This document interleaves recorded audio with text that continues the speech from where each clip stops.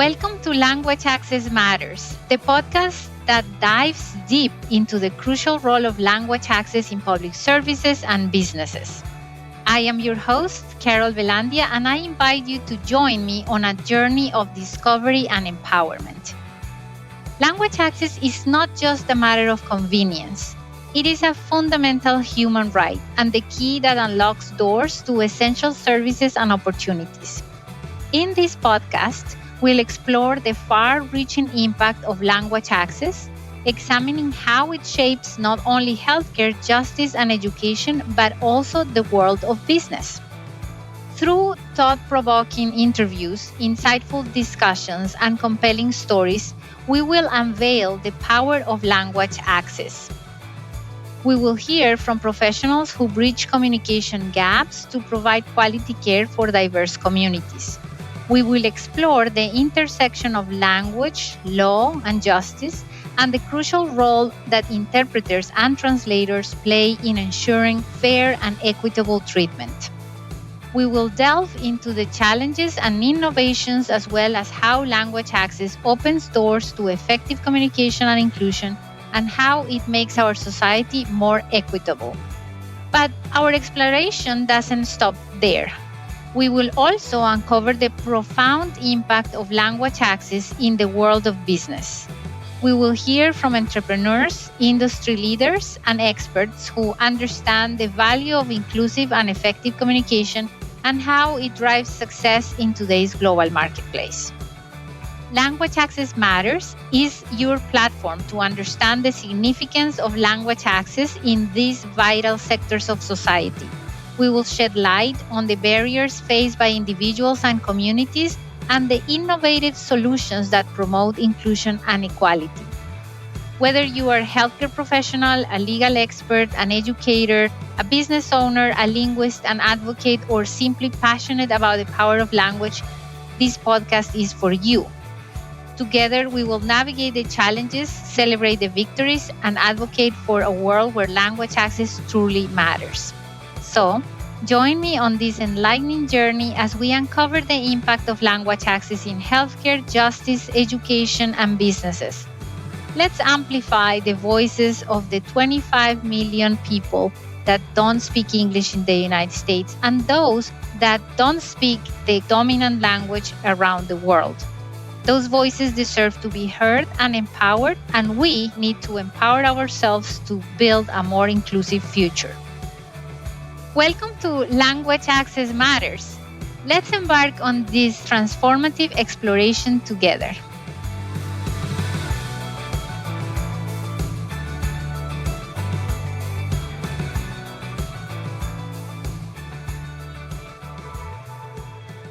Linguistic validation, giving voice to patients in global clinical research. Since 2009, clinical trials have shifted to focus on patient-centered outcomes, recognizing that patients are more than data points.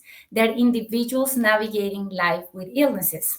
This approach uses clinical outcomes assessments, or COAs, to understand symptoms, quality of life, and day-to-day experiences directly from the patient's perspectives. Many of these tools, like questionnaires, must be translated and culturally adapted to be truly effective in multinational trials.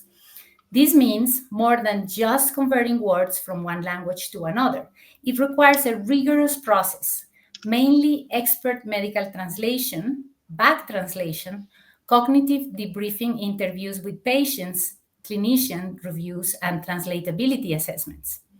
These steps ensure that the instruments are both linguistically accurate and culturally sensitive, respecting taboos, idioms, and held beliefs. In this episode, we explore how linguistic validation is a tool not only for better data, but for dignifying the patient's voice, supporting disability documentation, and making healthcare more equitable. Today on the podcast, we are joined by Nur, a professional linguist, integrative physiotherapist, mentor, and poet based in Spain.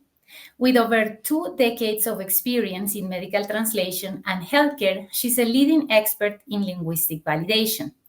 What makes Nur's work especially powerful is her dual perspective. Not only is she a seasoned professional, but she also lives with multiple sclerosis and chronic fatigue syndrome. This lived experience gives her a deep understanding of how language can either empower or exclude patients navigating complex health conditions. Nur leads linguistic validation projects across multiple languages through her platform, Art of Diversity, and trains professionals through her Patients' Voice Research and Linguistic Validation Training Program. She's also the host of the Linguistic Validation Cafe podcast, where she explores the interaction of language, health, and cultural understanding. Welcome, Nur. Thank you very much, Carol. I'm very happy to be here. And I am very happy to have you. Nur, I must be very honest with you. I only learned about linguistic validation very recently. Why don't you tell us what it means? Well, yes, linguistic validation is within the framework of medical translation, right? It's a micro niche within medical translation. And what we do is to translate and culturally adapt what we call clinical outcome assessments. And clinical outcome assessments are tools that are used in clinical trials in order to assess outcomes of patients regarding their health status, regarding symptoms, regarding quality of life. And there are different types of these clinical outcome assessments. The most common one is what we call the patient-reported outcome, which is all these questionnaires that patients fill in, and they ask, again, for symptoms, how do they feel, how do they live with their condition, and it can range between issues of functionality or cognitive areas, or also things related to even work or their daily lives. And yeah, so what we do in linguistic validation is to translate and culturally adapt, as I said, these questionnaires, which normally are in English. Either the original questionnaire has been developed in English, or even though it may have been developed in different languages, it's first validated into English, so then we can translate it into multiple languages. Go ahead. What would be the step beyond translation? So, for example, if I am a translator and I receive just a questionnaire in English and I translate the questionnaire exactly like it is, what would be that step of linguistic validation? At which point would this come before I translate that document? What is the difference between what I would do as a translator and what you would do as a linguistic validator? Okay, well, in truth, the difference is very, very large, because the problem is if we translate literally, let's say we do a simple translation, we are not taking into account necessarily what the developer, when he or she created this questionnaire, is intending to measure. These questionnaires take around 3 to 5 years or even more to develop. They go through a very complex research process. So it's not like we think sometimes of these questionnaires as something very simple, but the work that is behind that in order to design them is huge. And why it's huge? Because we try to create these questionnaires in a way that is meaningful to patients. These questionnaires use very simple language in the sense of everyday life words. And these everyday life words, we know that need to be adapted culturally.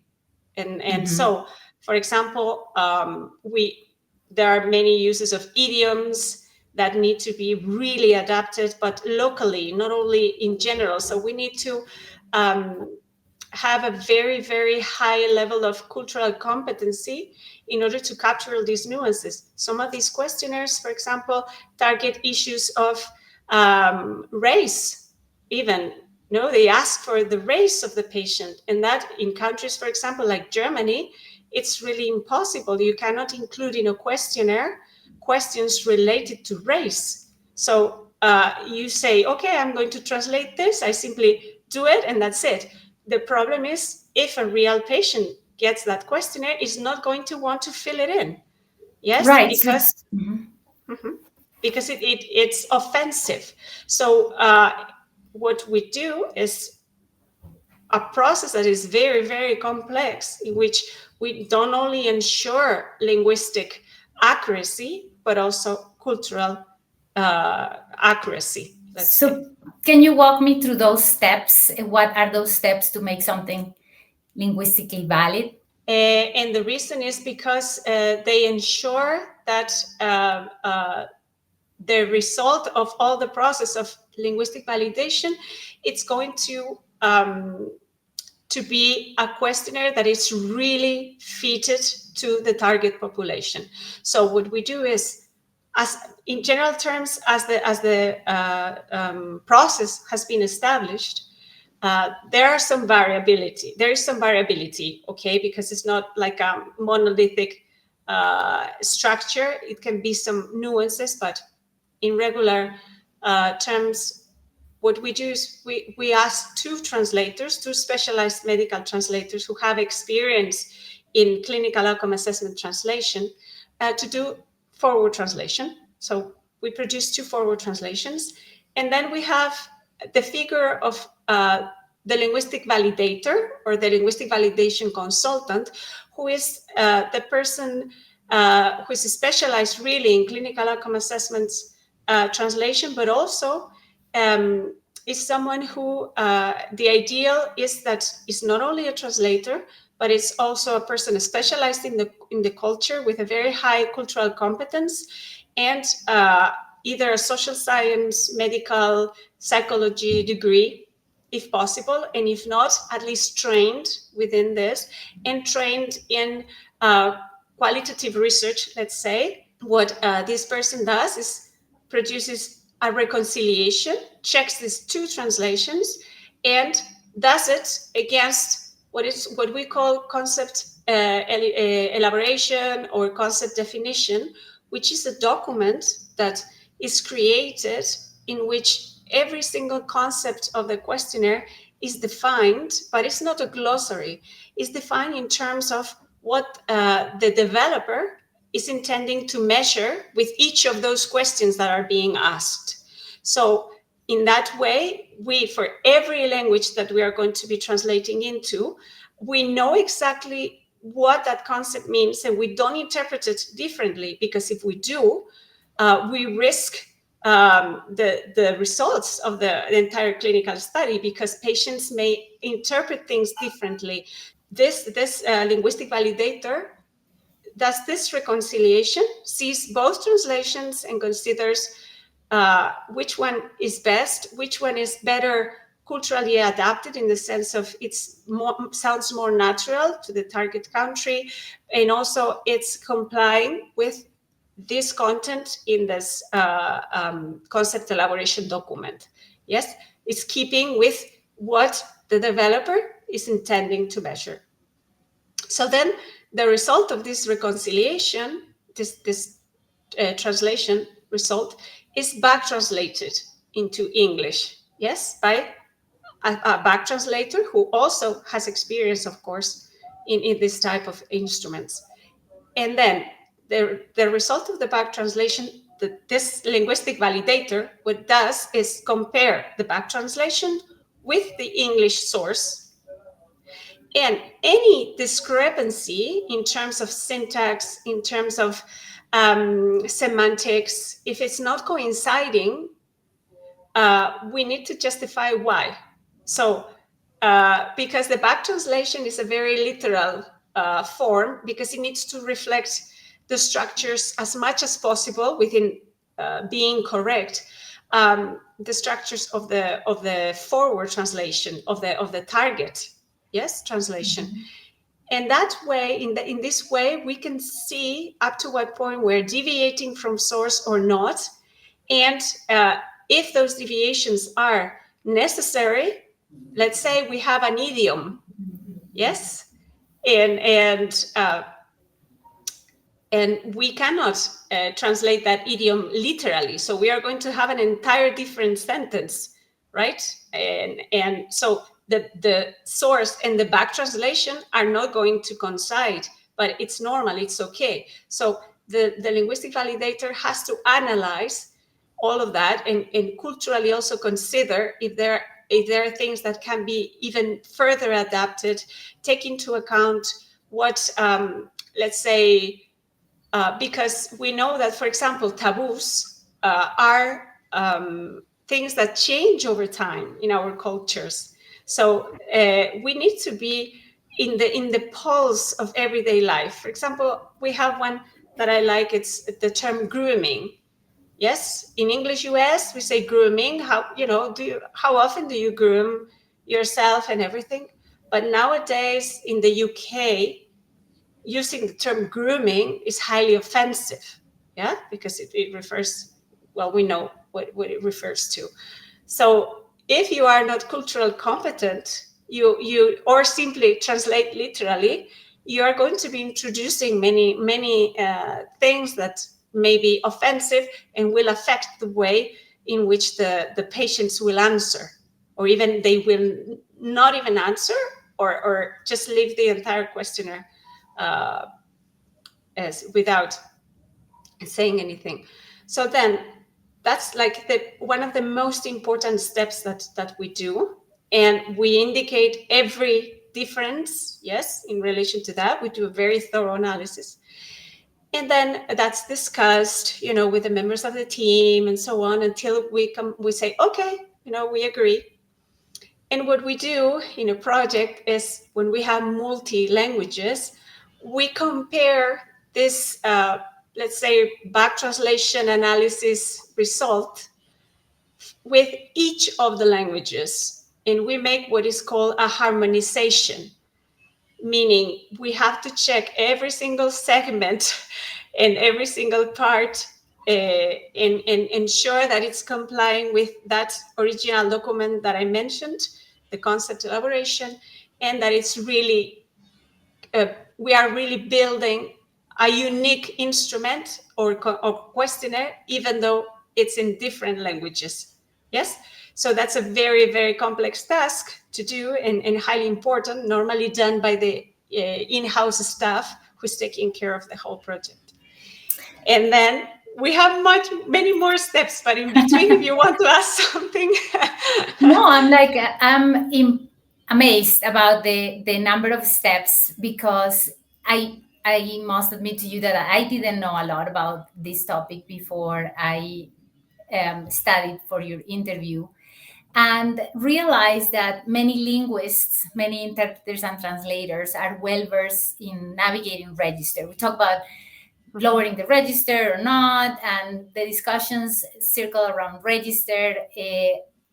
We talk about adjusting tone, formality, terminology for different audiences, right? But linguistic validation goes far beyond that. It's not just about sounding right, right? It's about feeling right to someone who lives with, for example, a health condition. It sounds also like true linguistic validation really requires a very deep understanding of how language intersects with cultural perception, emotional nuance, the lived experience of the person who's ill. And I just had a few things that came to mind as you were describing the importance of patient-centered approaches, right? Because very frequently, especially, well, I see it both in healthcare and in the courts. On one side, in healthcare, I have seen questions, or I had heard questions that I have to interpret, for example, to a fisherman from a country in Central America. I remember this doctor who was asking about pain, and instead of asking, well, let me tell you what he asked. He said, "What percentage of pain do you have today?" And the patient was like, couldn't understand the question, and he had to repeat the question, but the doctor could not adapt. He couldn't change the question, despite the fact that he wasn't getting the answer from the fisherman. And at that point, after 3 times that he issued the question, I said, doctor, would you mind changing the example or the way you asked the question? Because the fisherman was not going to respond on percentages. That's not something he was using in his daily life. And the doctor was completely oblivious of that cultural nuance, right? Even though he knew this person was a fisherman, it was unlikely that he was going to use that kind of terminology. So it when you were talking about patient centricity, that example came to mind. And the other thing that came to mind was how in the courts we're often asked for verbatim interpretation. And of course, professionals, interpreters would say, we can't do that because it doesn't make any sense, especially when we are trying to interpret an idiom, right? We are not going to say red flags exactly the same in Spanish, bandera roja, because it makes no sense for many countries. So I just love the fact that this goes so much in depth of how culturally aware we need to be, how aware we need to be of each country, each aspect of the process, right? So yes, please continue talking about the steps. I just want to bring up that it Yes. really is a deep approach, and it really considers patients first more than just the expedition of the document. Like, yeah, let's translate this, but it's much. We don't know. The reality is that the most of the linguists don't really understand all what goes into this. So please continue about the Yes. steps. Yes, I like to say always that patients are at the heart of what we do in linguistic validation. It may be a topic, but it is. And within this process that we do, the next step, well, it depends because, as I mentioned, we have different types of clinical outcome assessments. In truth, it's divided in 4 types. And one type is the one I told you, the patient-reported outcomes, which is the patient who fills in the questionnaire response to it without the help of anyone else. And it's reflecting the symptoms or how the person feels, functions, and survives. And no one else can respond for that person.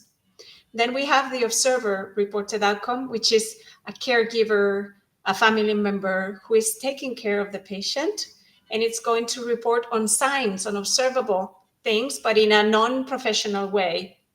Yes.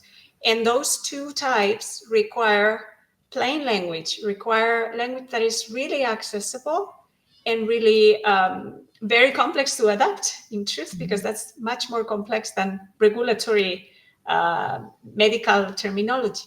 So yeah. No. I was just going to underscore the importance of plain language and how that gets also missed in Yeah. our daily work. Yeah.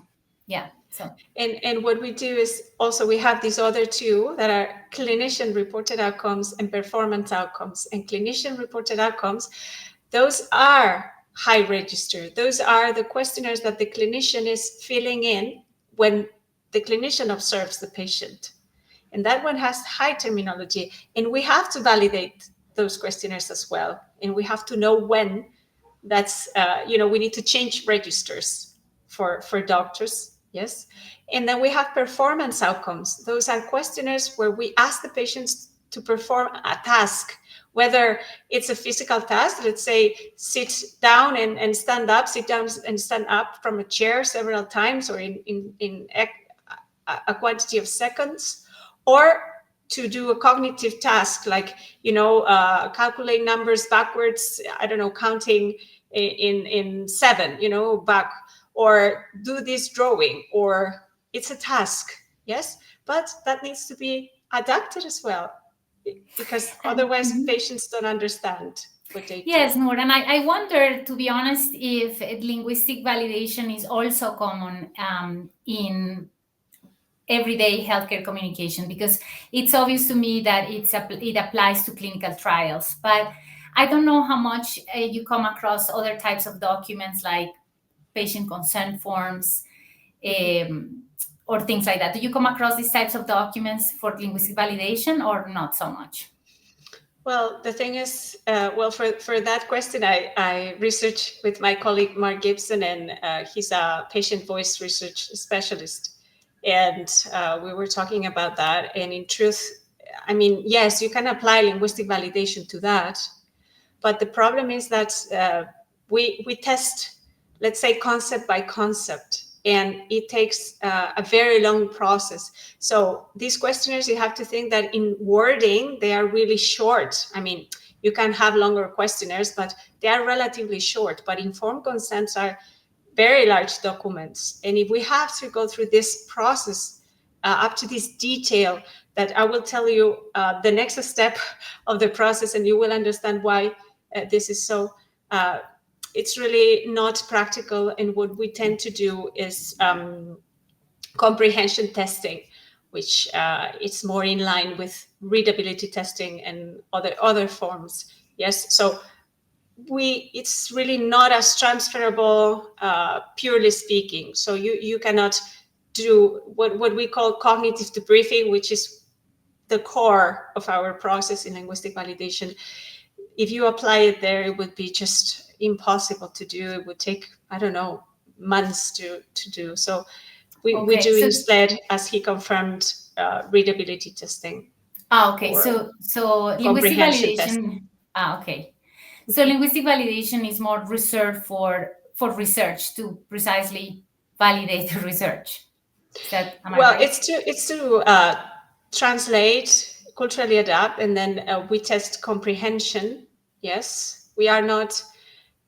There are other steps of qualitative research that are done during the development of the questionnaire, which also require linguistic abilities and should be applied during the process, but it's not the process of linguistic validation per se, as we understand it, in the sense of we have an already developed and published, let's say, questionnaire, and we need to just put it into different languages. Yeah. So, but that doesn't mean that us as linguistic validation professionals should not be involved in the process of the development of the questionnaire itself. In truth, it's paramount that we do, and even more so now that we are tending towards diversity or more diverse clinical trials. Yes, and we have one process that we call translatability assessment. And if it's done early on in the process of the development of the questionnaire, what it does is ensure that questionnaire is not going to be, let's say, limited to a specific culture. Let's say the US, the English-speaking people in the US, with a specific framework of or mindset, but we are going to take into account, okay, could you develop a questionnaire that can be integrated into most of the languages or cultures in the world? Can we think of, let's say, terms that can be better adapted instead of terms that are too, let's say, idiosyncratic to only the US population? So we choose between different families of languages regarding syntactic and grammar structures, regarding cultural differences, and we take into account that. We test with professionals who are natives from those languages, and we consider which difficulties may arise in order to translate the different questions, let's say, and responses of the questionnaires. And that result can be, okay, there's no problem, or yes, this is a huge problem. For example, there are countries where you cannot talk about sexual issues, and those are taboo terms. So you will need to adapt it in a way that you can still measure what you are intending to measure, but in a way that the person will be able to answer you within the framework of their cultural limits. So that's a part that we do as linguistic validation consultants, but it should be done much more. And also we need to be involved in not only in this translatability assessment step within the development process, but in more of the steps of the development in general. It's a whole field of study that I think linguists should delve into, and definitely a professional opportunity for many translators and maybe interpreters as well. Yes, Nur, for sure. you might wonder, okay, you as the public and you, Nur, maybe might wonder, okay, but what does this have to do with language access? This is Language Access Matter podcast. And here is what I see about this. When I was speaking with you earlier, Nur, you brought up to my attention something fascinating. That is, when you really give voice to a person and you can communicate very well with this person as a provider, and not just very well, but really understanding, having a common understanding, you improve healthcare outcomes, right? You empower the patient when you offer that. And to me, that is true accessibility, right? That is language access, going beyond just providing the interpretation and translation. And this is also why I emphasize the importance of humans in the loop approaches, right? Because it really is going to impact patient care and patient outcomes, and also the satisfaction of the provider, because let's don't leave them out, right? The fact that you are actually communicating effectively with your patient must go a long way and must make you feel better as a professional. So when you talk about that, about giving voice to patients through linguistic validated tools, tell me about your experience on that empowerment and how this improves healthcare outcomes. Okay. Well, I'm going to tell you in two different aspects. One, it's my personal experience as a healthcare professional with my patients. And the other one is within the framework of linguistic validation. And it's like the next step that I wanted to explain, which is the most important one, let's say.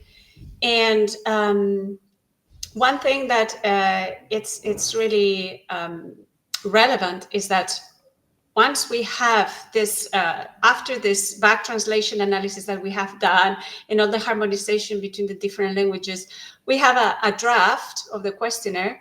That what we do now is to test it with real patients, with a sample of real patients. Normally in linguistic validation, we do it between 5 and 10. That's the most common. Sometimes can be 15, but the most common number is between 5 and 10.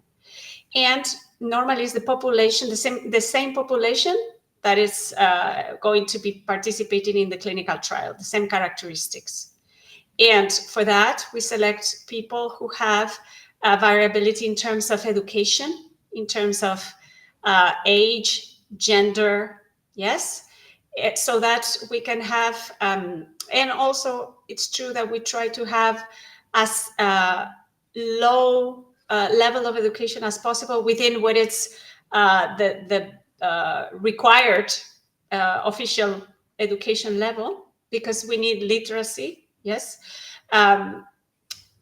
because it's considered that people who have less studies, less official studies, let's say, may not have as complex vocabulary, you know, which in my experience sometimes is not the case, because people who haven't gone through formal studies may have studied on their own and are amazing. So, but in truth, to make things, you know, like to have people that can help us really make this questionnaire as accessible as possible. So we tested in this population of patients.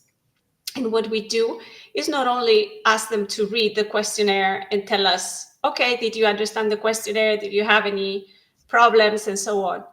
We go much deeper than that, because this process of cognitive debriefing, that we call it, it's research in truth. In this case, it's true that we are testing comprehension, And we are seeing that through that comprehension or lack of it, we modify the questionnaire in order to improve it and to make it more accessible. So this is where the patients are the actors in the active agents in language access, because it's them who tell us if this is really accessible to them or not. And if it's not, they provide us with their feedback, and we change accordingly, because it needs to be real and it needs to be clear. So what we do is to ask them to paraphrase each of the concepts, each of the sentences, each of the response choices. They need to tell them with their own words, explain it, and we need to confirm that they have understood. So this is done through a series of interviews, and we also could consider issues of offensiveness. Let's say if anything has hurt their sensitivity, or other aspects. And also they provide feedback for other ways in which the questionnaire can be expressed, or different parts of the questionnaire could be expressed more clearly, and if it really makes sense or is relevant. It's a meaningful aspect of health for them, what is being measured. In our case, we cannot modify the source in the sense of we cannot introduce a new concept, a new question, or delete some of the response choices just because one patient or 5 of them tell us that, well, they would prefer to have less response choices. Well, we cannot tamper into matters of design, but we can consider all the rest of linguistic and even visual or layout issues that may hamper the way they respond.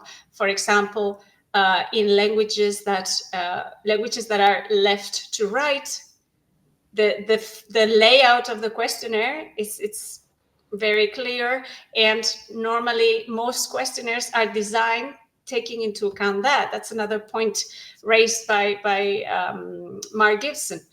And whereas when it's from right to left, really everything needs to change. And what's happening is in many of these languages, they have to adapt to our right to left structures, and it doesn't look natural to them. So it's not only access in terms of wording, but it also in terms of visuals, and in terms of taking into account any impairment that the patient may have, visual or cognitive, because sometimes these questionnaires may create cognitive load. Yes, so these patients help us ensure language access, let's say. And that's what we do. And then, well, this process leads us to, after that, we analyze it. We do, if it's done properly, it's really done with research, analyzing all the data, all the results of all these interviews, and so on, and then the modifications take place. And afterwards, we go through a process of different revisions. We involve as much as possible the developer, who is going to be checking all of this directly as well, and also maybe the client itself, or himself or herself, it's going to be doing that revision, and also clinicians, depending on the project. And I want to bring an example from that. I remember when this doctor, he was a really good doctor actually, and I was the interpreter, of course, and he was explaining to a parent his child disease, and the disease was retinoblastoma, and the explanation was, of course, very complex, right? The child had a tumor in each of the eyes, and of course, the parent was always nodding with his head to everything the doctor said. And I loved when the doctor said, in your own words, please explain to me what you understood that I said.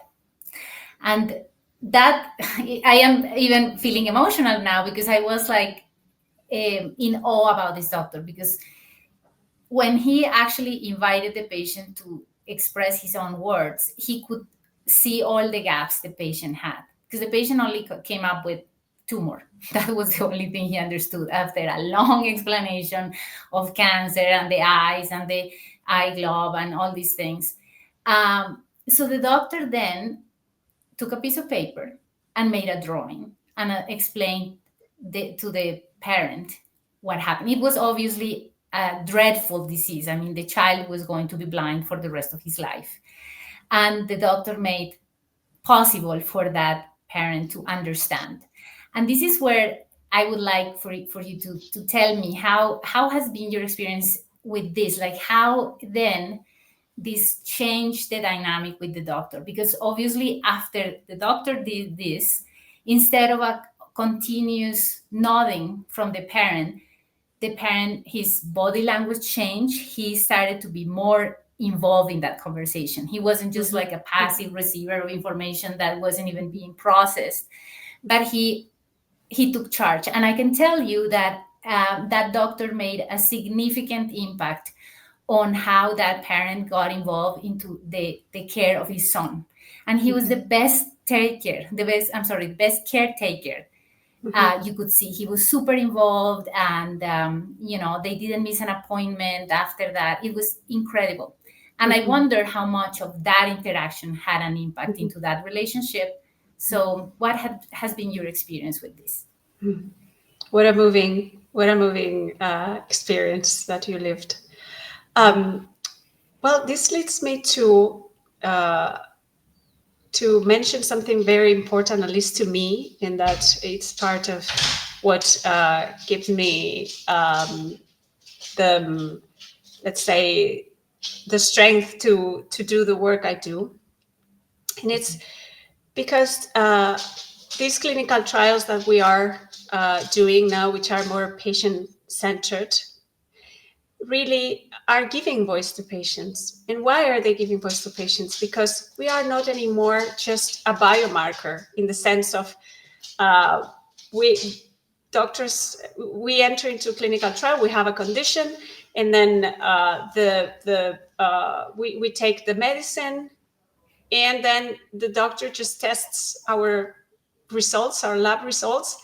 If everything went well, we keep taking the medicine or not, and that's it. And they consider that we are improving if the results of the tests are going well.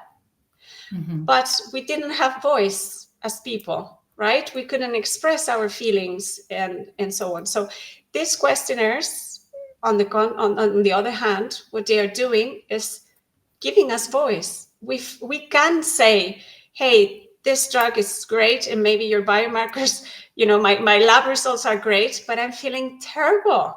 I can't wake up in the morning. I can't function. And this is not a life for me. Yes?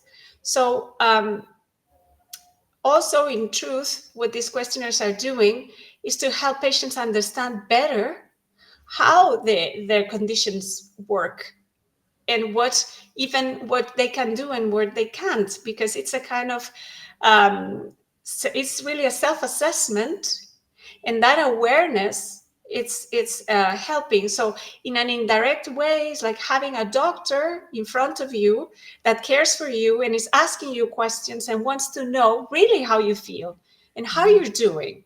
Yes.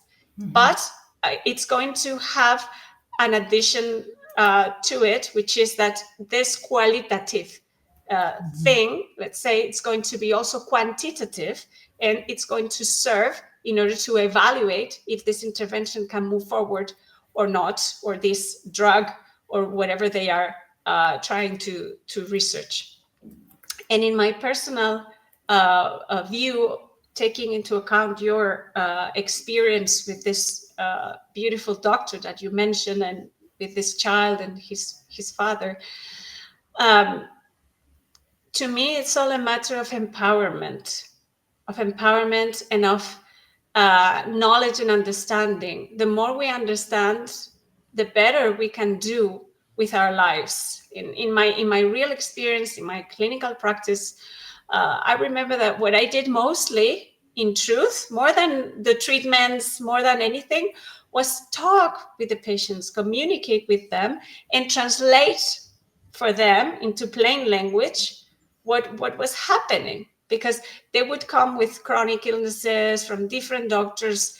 I used to do, physical therapy, but also integrative health care, and so they needed to be listened to, but mostly also they needed to understand, because otherwise there was fear, there was a sense of abandonment, as if the medical establishment, gave them this terrible diagnosis, and then they gave them maybe a medication and just go home and keep doing your life. And these people just needed to really understand. And I remember the more I could explain to them, and the more they could be active components in their healing process, the quicker they would improve. And then also, the more confident they would go to their doctor and talk with the doctor and express what they were feeling, and even choose more in a more empowered way the treatment that they would prefer.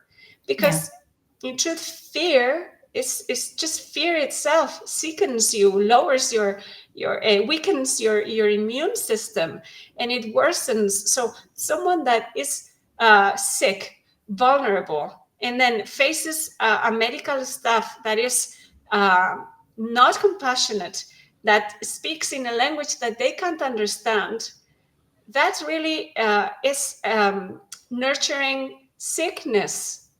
It's not nurturing health, because health requires compassion, listening, understanding, and language accessibility. Yes, so language is a very, very potent healer. And I would say that 80 or 90% of the healing occurs if there is real communication, because it's not that the language is going to heal you. It's because the whole attitude of the person, as you have beautifully expressed with this example, changes completely. This parent was empowered and knew what he could do or not. And then that illness of his son could be something that he could face, and they could do the journey together. Yes, and it's not just based on fear and disempowerment. So this is not only for let's say high register language to plain language, but it's also from a language into English language, let's say, or a more dominant language into minority languages, where people just don't understand because of matters of not only register, but of different language. And that's where our, let's say, our diversity consciousness needs to enter into the picture. And that's now, well, clinical trials are more and more sensitive to diversity, and more we need to integrate diversity patients, but not only in terms of different ethnics or cultures, but also diversity in terms of neurodiversity, age, gender, all kinds of diversity, and they need to be represented within the very same medical staff, because that's when true communication happens. Otherwise, it's very difficult. You are always biased by your own culture and by your own race, let's say, yes, or ethnicity, I prefer to say. So, and Nur, oh my God, how so many things to unpack from your answer. Well, on one side, what you were explaining applies to same language. I mean, you were telling me this before we started the podcast, like in your own language, the more you understand, the better outcomes you have. You mentioned a very powerful number, which is 80 to 90% of the healing is related to the communication process and how well you understand and communicate.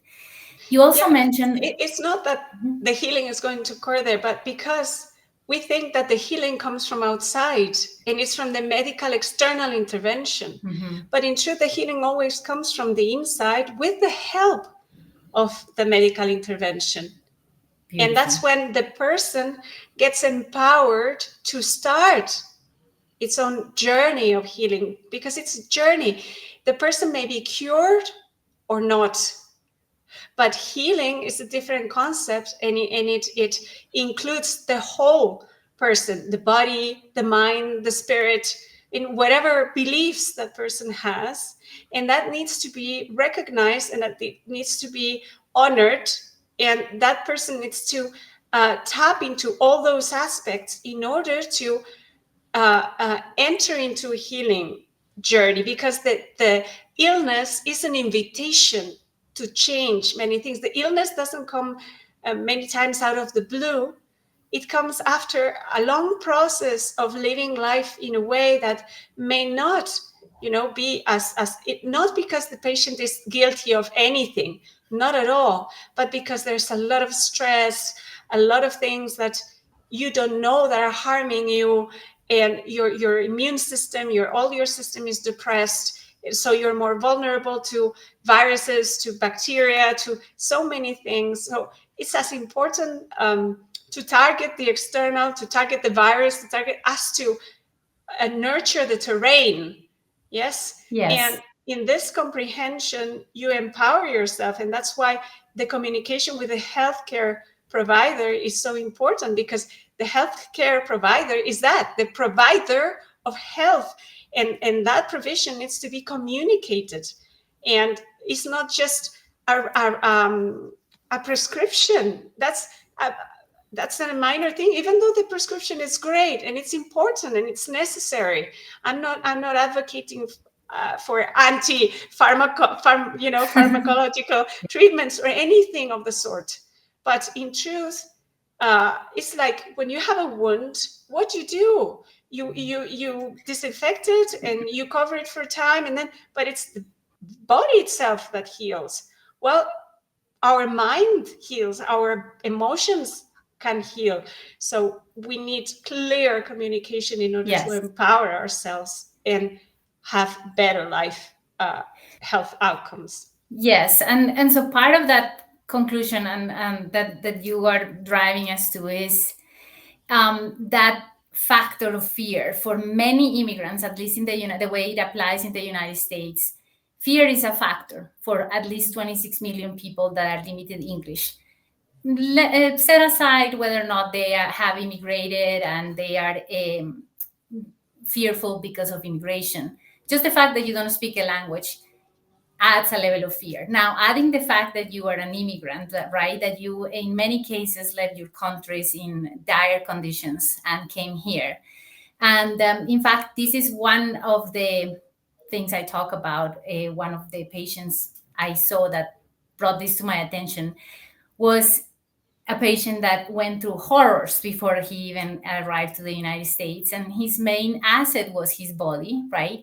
And at the point when he got sick, of course, he had experienced a lot of stress before he got sick. So what you're saying about the definition of health is not only about that symptom, right? And this is why I love the World Health Organization's definition of health, which says that it's a state of complete physical, mental, and social well-being, and not merely the absence of disease or infirmity. So you allude to that when you talk about we're more than just the symptom. And you also allude to the fact that communication is about inclusion. I say this frequently, like, what inclusion if we don't have language access, right? Mm-hmm. If we don't, because you also talk about diversity. And I think that to go a step beyond diversity and talking about inclusion, we really have to incorporate this concept of communicating effectively through effective language accessibility. So this is very powerful. Yes, because when we have inclusion, equity and diversity, we have belonging. Mm-hmm. And when we feel that we belong, fear subsides. Yes, And totally. And in fact, yes. with this patient, I want to say that an added difficulty was that his second language was Spanish. His first language was a Mayan language. And unfortunately, I hate to admit to you that there was no interpreter for that language. So he, when his wife came to the appointment, not always, she didn't always come because she was taking care of her other children back home. And so he was the main caretaker. But when she came, he had to also explain it to her. And this was many years ago before we made so emphatic that language accessibility needed to be also in indigenous languages. But this was an added component. He also had to perform as the interpreter for the wife, which was not ideal. And so imagine all these components and how this impacts your health, your sense of belonging, and how your positive interaction, your effective communication can really change that for millions. Like this is where I think the role of professional healthcare providers is so important when it comes to language access. They have to be the main advocates for this, right? So with that, I wanted to ask you about what would you say to interpreters or translators that want to advocate for that patient voice and dignity in healthcare research, specifically in healthcare research? What would you say to them? Well, what I would say is to start being conscious of inclusion, diversity, equity, to start considering cultural sensitivity and all the areas that we are not even aware of, and to cultivate that in themselves, to get more acquainted with their own culture, with the minorities in their culture, with different ages, different, let's say, different populations. And so that they can grow into cultural competency, because many times we don't adapt well culturally because of our own limitations. It's not that we don't want to do things right, it's just that we don't even know it, we haven't considered. So to maybe join different groups, go to villages where there's mostly old people living there, go to places where there are children with cancer in the hospitals, go to minorities cultures that are living in the country and talk to them. That's, well, if you want in action in real life, but if not, just try to read about those things, or get just the awareness. Or how does a person with neurodiversity live and understand the world? Try to open your mind, because with an open mind is where we can just be really, let's say, kinder and more connected Yeah. with And others. in fact, we need to include into our way of going about our profession, more topics different from only linguistic topics, right? More cultural related, or things that help us combat our own biases. Yeah, because Really make, language is embedded in culture. You right. cannot really, we separate it theoretically, but in truth, you can't separate language Yes. from culture. And words can heal, or words can sicken Yes. someone, and depending on where and when you ask it. I have an example of a questionnaire that asks, for example, the level of pain, and it says pain as what was it? Uh, the worst pain you can imagine, as worst as worst as death. So imagine you're a patient who have have been diagnosed with a very serious illness or even terminal illness, and they are asking you that in a questionnaire that is measuring pain. And you say, why do I have to experience this? Or is the caregiver of a loved one, and they are asking that? It hurts. Yeah, Yes. it already hurts. Just the questionnaire hurts. You don't want the questionnaire to hurt. Yeah, Right. or to parents, they ask for children who have very serious illnesses that will be for the rest of their life, and they ask them, would you feel satisfied if your child would remain like this the rest of his life? And it's like, but as a parent, how can you ask me, let's say you ask this parent of this child that had that condition of the eyes, that tumor that you mentioned, say, would you be happy, satisfied if your child is like this the rest of his life? Yeah, strange question. Well, I don't think it's a question that is really, it's very hard, no? And maybe it can be asked differently, or, so really words can heal or can sicken.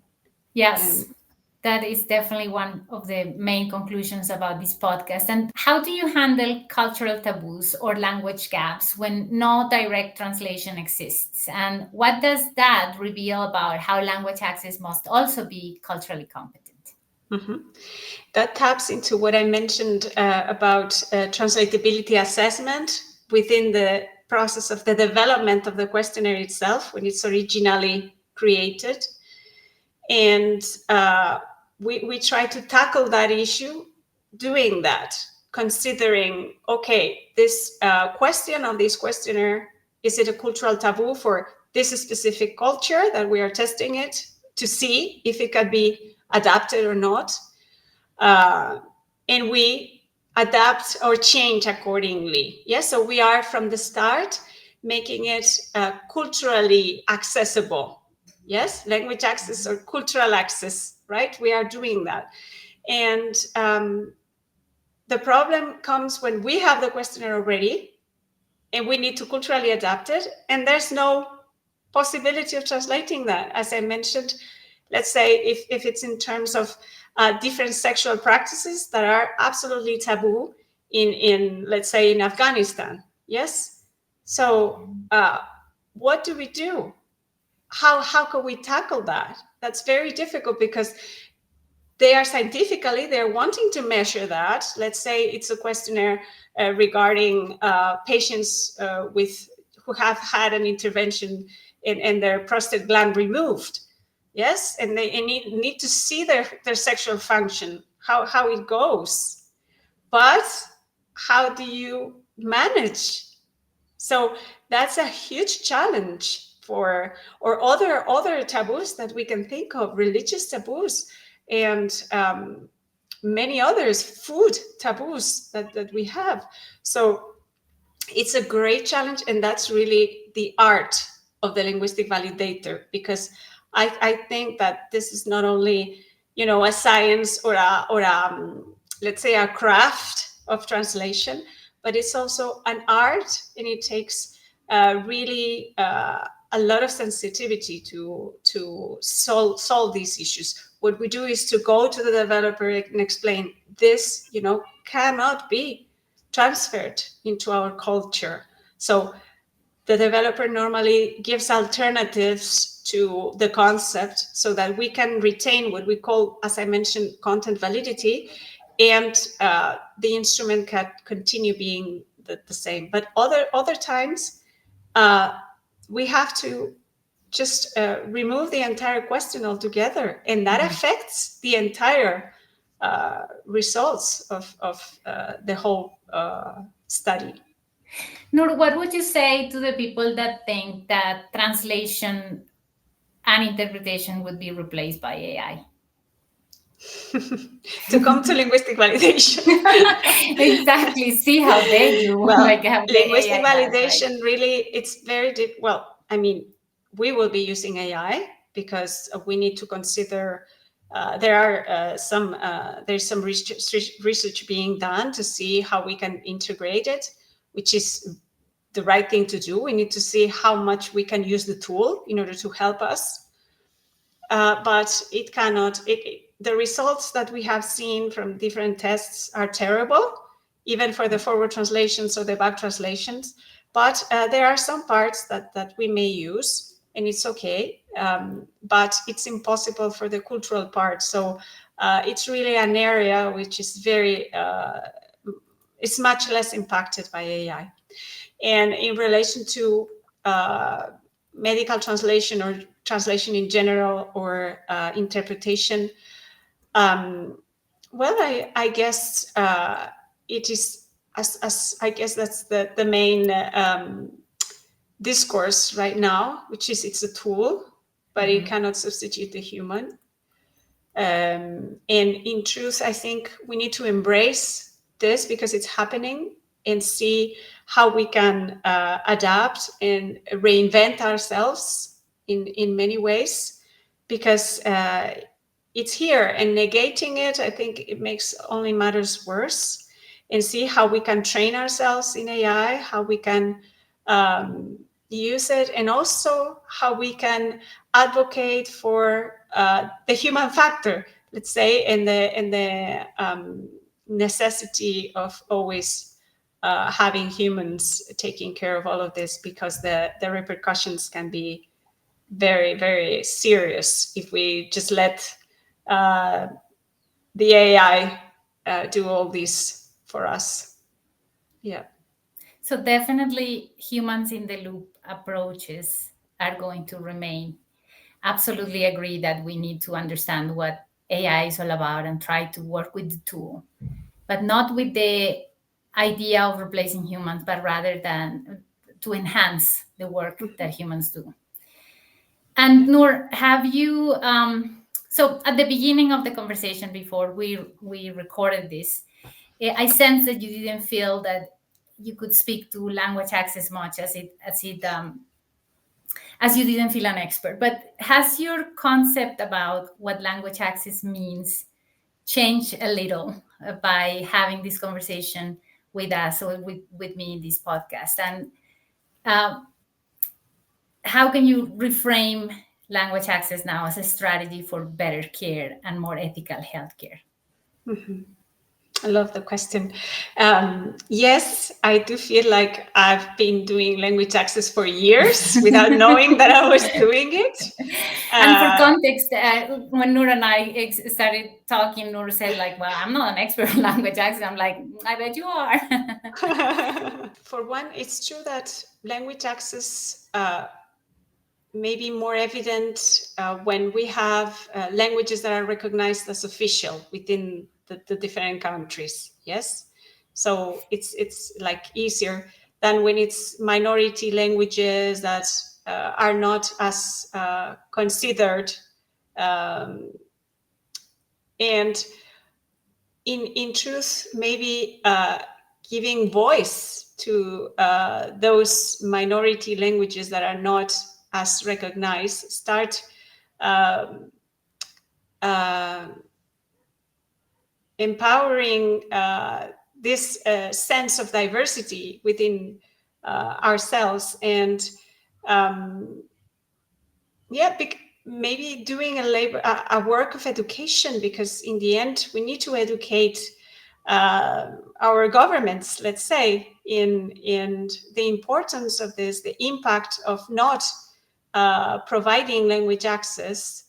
But I guess it's a matter of our day-to-day. It's like educating the public, because the government may do whatever they do, but if it's the entire society who becomes conscious and aware, that's when maybe we can have a greater, let's say, impact, or transform the way in which we are right now being able to tackle issues of of language access. I don't know if I'm answering exactly what you were asking me, or I diverged from the Well, question. I didn't understand very well what you said about official languages, whether it was a positive thing or not, in your opinion, because now we have a big situation, to put it Yes. lightly, in the US because of the recognition of English as the official language. So I'm not sure if you were answering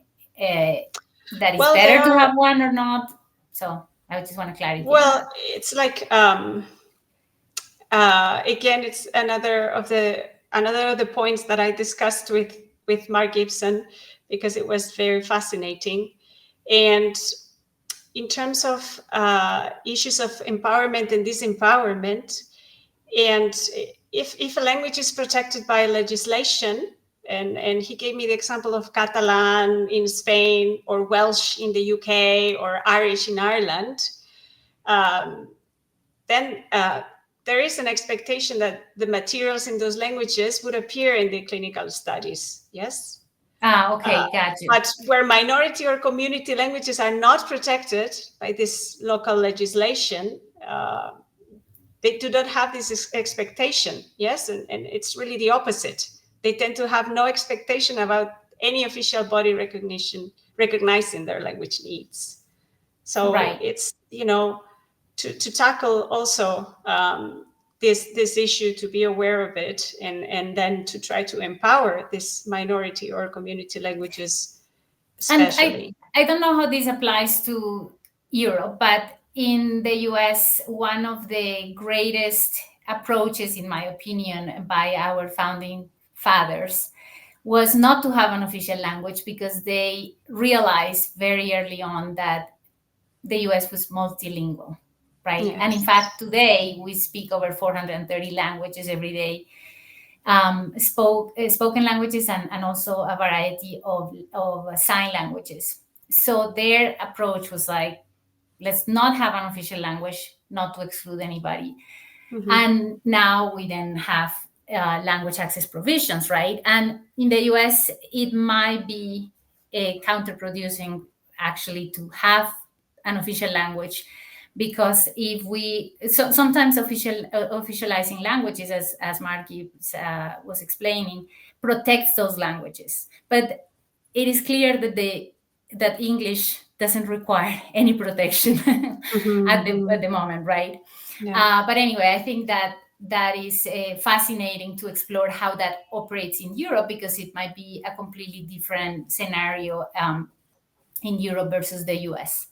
Well, And to my view, I agree. I mean, I prefer not to have any official language and embrace, like we are multi-diverse, but in this case, I think the idea is like the reality of the governmental situation in relation to languages, and having official languages, and those being more recognized and the other ones not, and that impacting how clinical trials are conducted, and the non-inclusion of those minorities or minority languages within the studies that we do with patients. So on the one hand, better if we don't have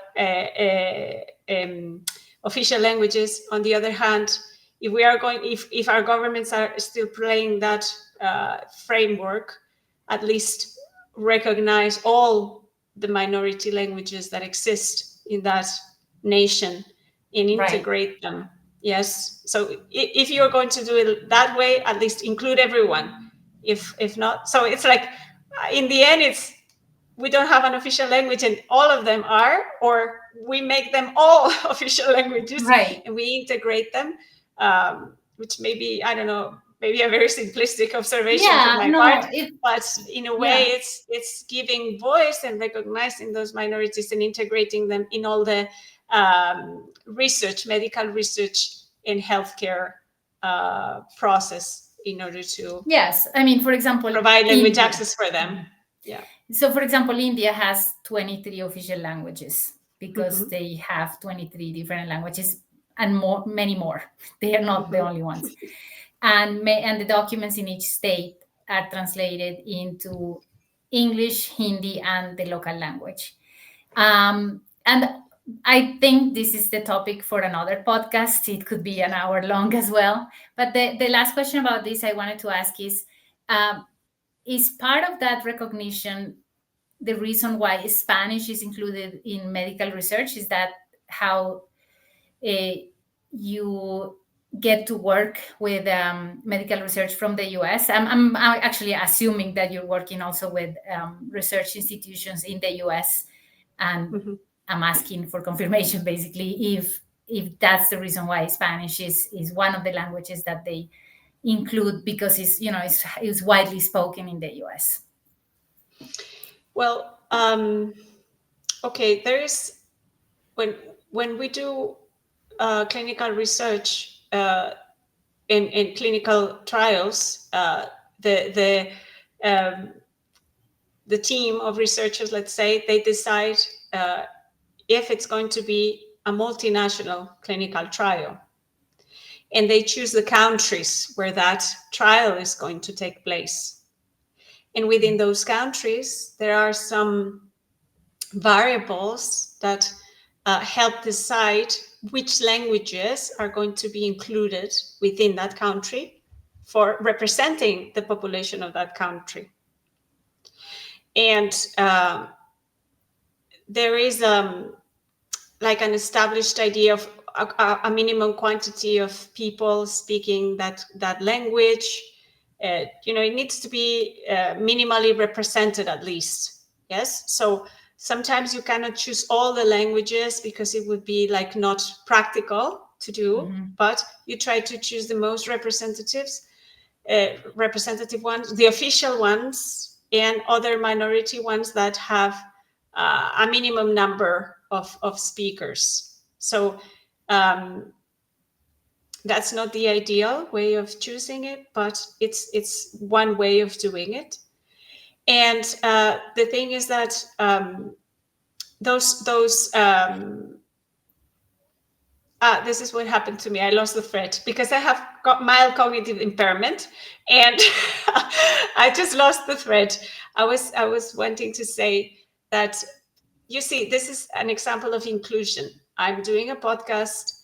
It doesn't matter. I don't need to be perfect. I feel relaxed with you.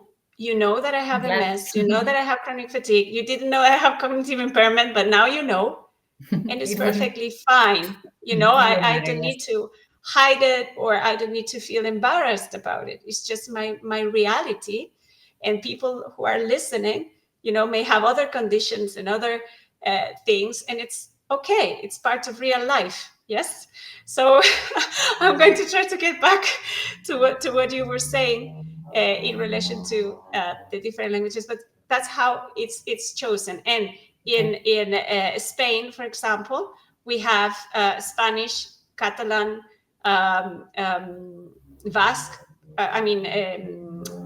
Euskera. I mean the now I can't get it in English. And Galician language, Galician, and we have our different official languages. Okay. But there are others in Asturias. They have another language, but it's not as recognized.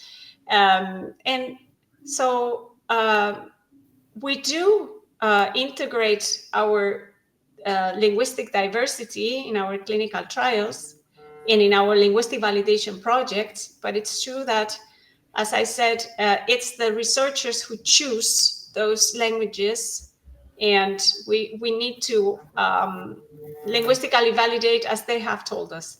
In the US, for example, we do linguistic validation, and we do Spanish US, but we do Somali US, Arabic US, but it all depends of what the researchers have decided as languages. Okay. And in this case, I think it's where it's paramount to have expert linguists and cultural people who are dedicated to language access to inform the researchers, because there is a lot of let's say non-inclusion that they are not being aware of. And this is where work like you were doing, it's highly important in order to make researchers conscious of this need, because they are not representing the entire voice of that society. Yeah, excellent point. We definitely have to tackle researchers as well. We have the fortune to sometimes translate documents for researchers. We are Equal Access Language Services operates in a healthcare hub, near the Johns Hopkins Hospital and other hospitals in the East Coast. So we have had the fortune to do translation of some research documents. Mm-hmm. And thank you, Nur. I think I am very grateful for you sharing your deep expertise and personal insight. Your work in linguistic validation shows us that language access in healthcare goes far beyond basic translation. And it's really about honoring lived experience, capturing nuance and ensuring that people, especially those navigating illnesses, can express how they feel, how they function, and live in their own words. It also reminds us of something critical. This level of depth and cultural sensitivity cannot be achieved by AI, for example, not alone at least. There is no algorithm, I don't think, that can fully understand how language reflects pain, identity, or dignity. Linguistic validation and language access as a whole requires a human in the loop approach. That has always been what I advocate for ever since the incursion of AI into our daily lives. We need to, of course, train professionals who can bridge the gap between data and humanity, between form and meaning. So, to our listeners, if we want systems that are truly inclusive and equitable, language access must be built into every layer, from research and clinical care to policy and technology. Thank you, Nur, again, for being part of this conversation and for continuing to push for a world where communication is a human right. This is Language Access Matters. Until next time, stay informed, stay engaged, and stay human. Thank you, Nur. Thank you. Thank you so much, Carol. And that wraps up another enlightening episode of Language Access Matters. We hope you have enjoyed our discussion on the profound impact language access has across various sectors of society. Let's remember that language access is not just an isolated topic. It intertwines with various fields, impacting lives and businesses in profound ways. As we continue this journey together into becoming a more inclusive society where we ensure equal access to services to those who don't speak the dominant language, we want to assure you that our company, Equal Access Language Services, through its podcast Language Access Matters, will be with you every step of the way. We are committed to bringing you thought-provoking conversations, expert opinions, and stories from the field and beyond. To dive deep into the subject matter and engage with leading experts in the field, we will release a new episode of Language Access Matters once a month. By featuring expert practitioners and individuals with diverse experiences, we aim to broaden the scope of our discussions and present a comprehensive view of the importance of language access. We encourage you to stay connected with us through our website, www.equalaccesslanguageservices.com, and our social media platforms. You can join the conversation, ask questions, and share your own stories and experiences. If you want to be part of our podcast, email us to podcast@equalaccesslanguageservices.com. Remember, language access matters to each and every one of us. By understanding its significance and actively working towards its advancement, we can create a more inclusive and equitable society. Thank you for being a part of the Language Access Matters community. We appreciate your support and look forward to sharing more knowledge, inspiration, and empowerment with you in our future episodes.